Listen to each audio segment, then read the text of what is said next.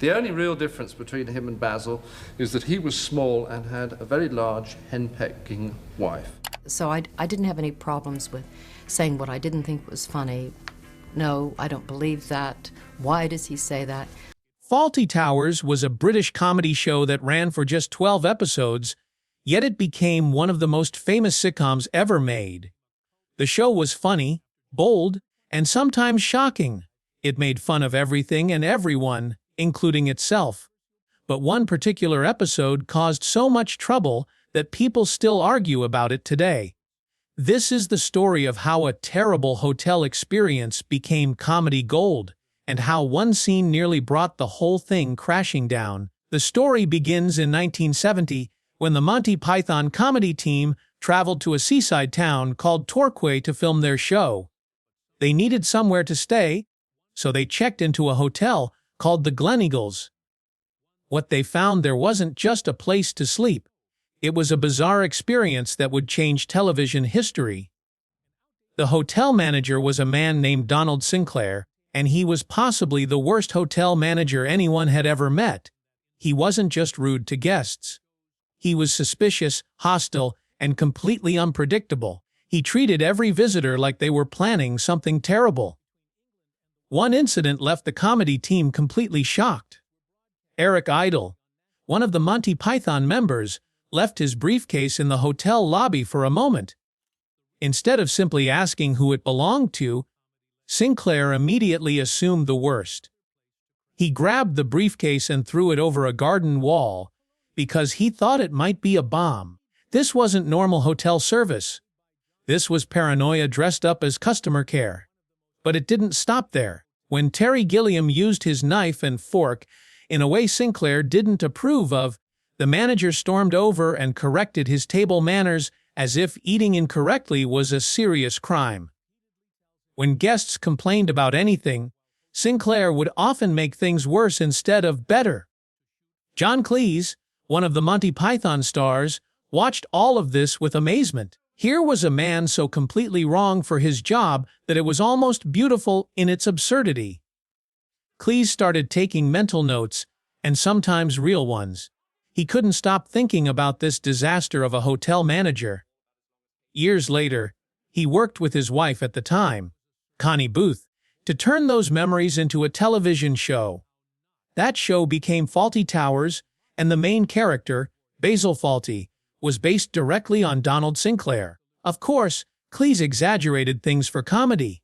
He made Basil's temper tantrums bigger, his social awkwardness more extreme, and his ability to offend people even more spectacular. But the core of the character came from that real experience in Torquay.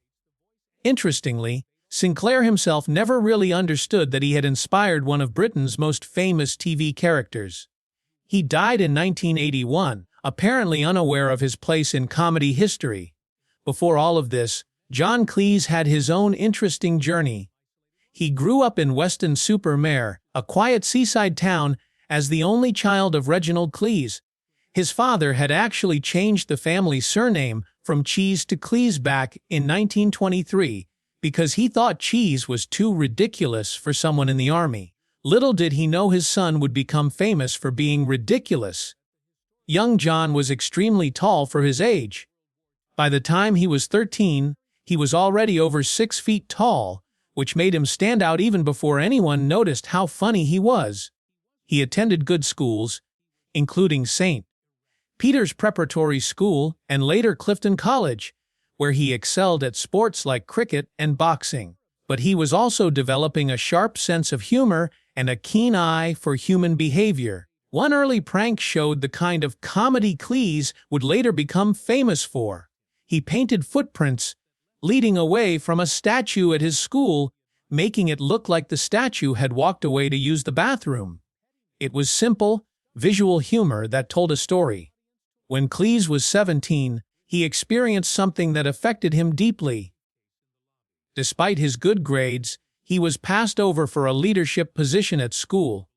He later said this changed how he viewed fairness and authority, themes that would appear throughout his comedy work.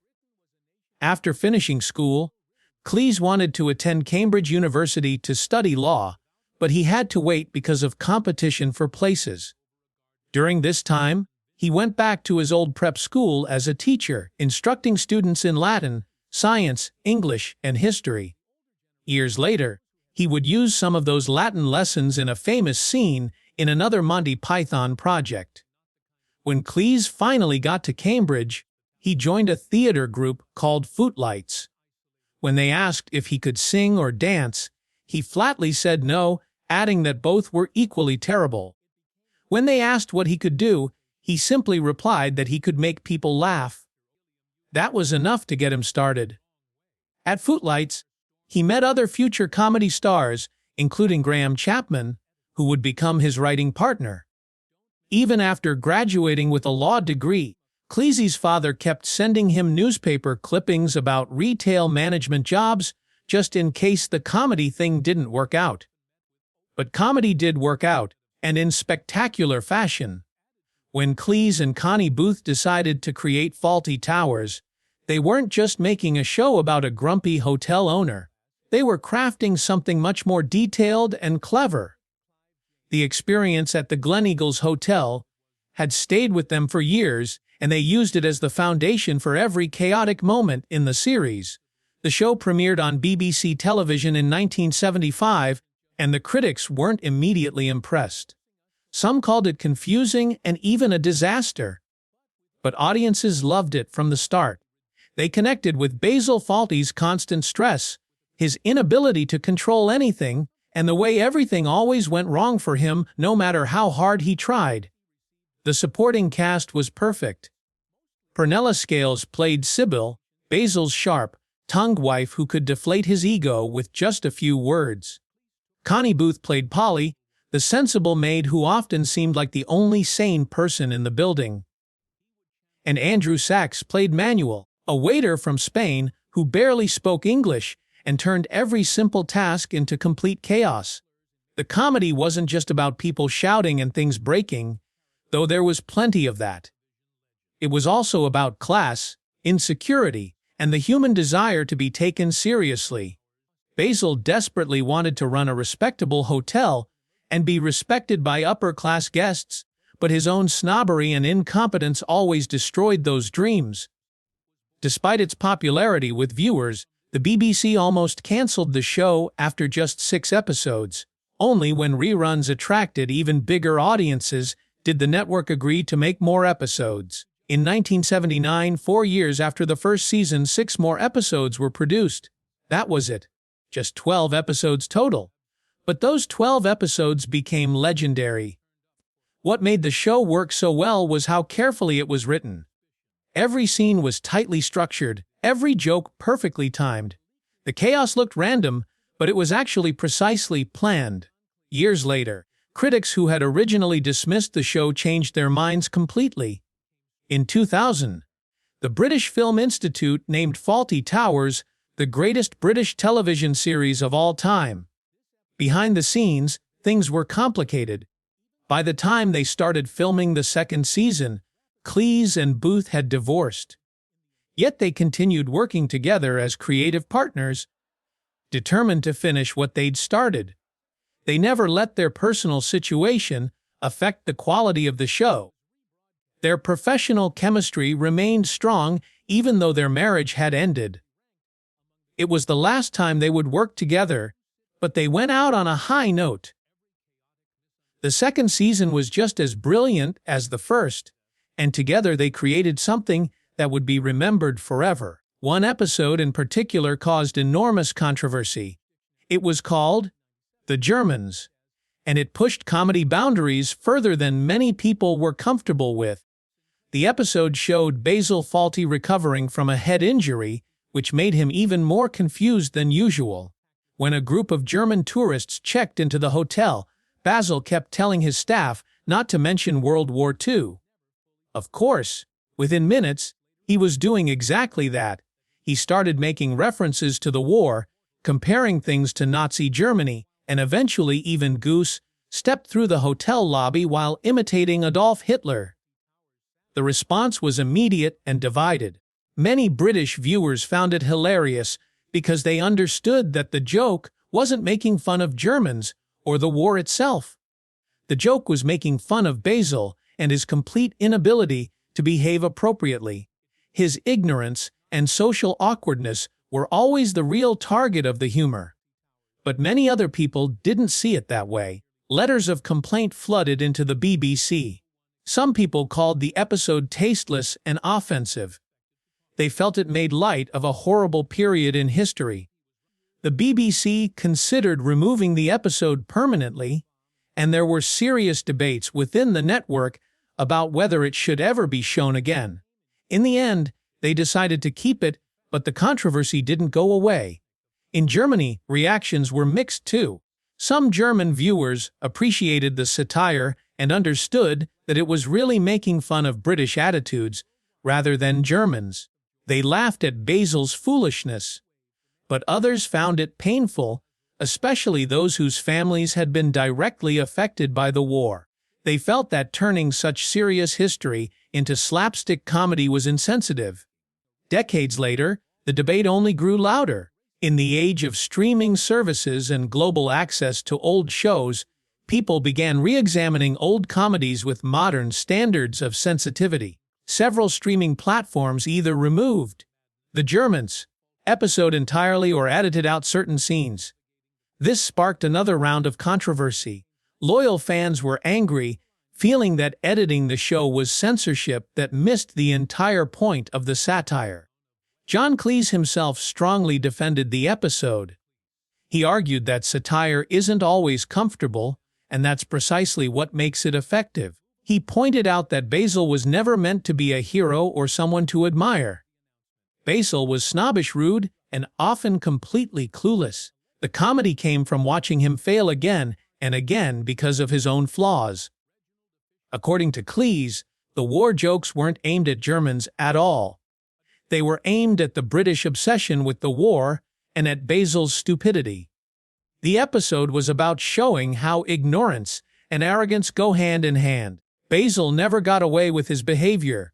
Everything always backfired on him. That was the whole point. It's easy to understand why the episode caused such strong reactions.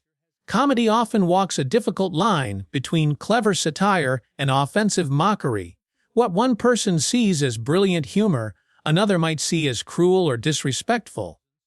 When the subject is as serious as World War II, the stakes are even higher. But despite all the outrage and debate, The Germans remained one of the most memorable episodes of Fawlty Towers. It helped cement the show's place in television history. Today, Basil's frantic cry of, "Don't mention the war," is deeply embedded in British popular culture. It's been quoted, parodied, and argued about for generations. The making of the show had its own drama behind the cameras. Andrew Sachs, who played Manuel, took real physical punishment for his art.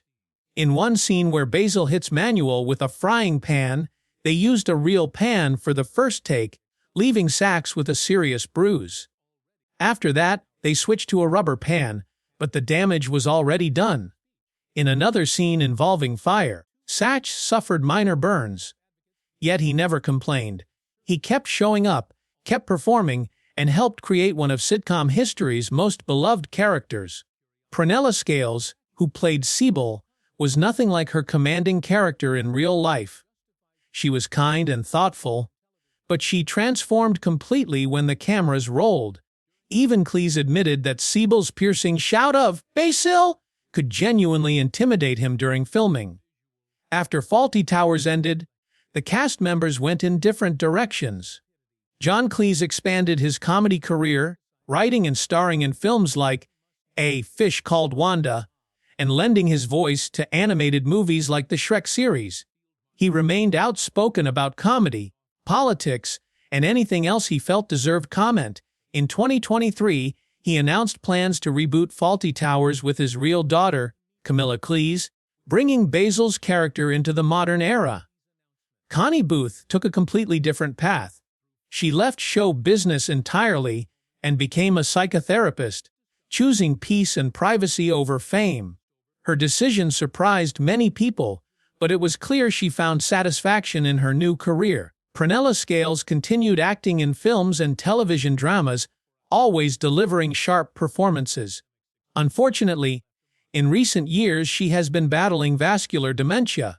Her husband has spoken about her fading memory, but also about her enduring spirit and wit. Andrew Sachs continued working in popular television series until he passed away in 2016 after his own battle with dementia. Other cast members, like Ballard Berkeley, who played the eccentric Major Gowan, and Brian Hall, who played Terry the chef, also continued their careers until their deaths. Each left their mark on the show and on British television history. The legacy of Fawlty Towers remains complicated and fascinating. It's a show that made millions of people laugh while also making them uncomfortable. It challenged assumptions, exposed human flaws, and showed that sometimes the most ridiculous characters can teach us important lessons about ourselves. Whether the planned reboot will succeed remains to be seen. Can humor from the 1970s work in today's world with its different standards and sensitivities? That's the question John Cleese seems determined to answer. But regardless of what happens with the new version, the original 12 episodes remain untouched. They represent a moment in comedy history when risks were taken, boundaries were pushed, and chaos was transformed into art. The show proved that sometimes disasters, whether in a badly run hotel or in the making of a television series, can create something truly unforgettable.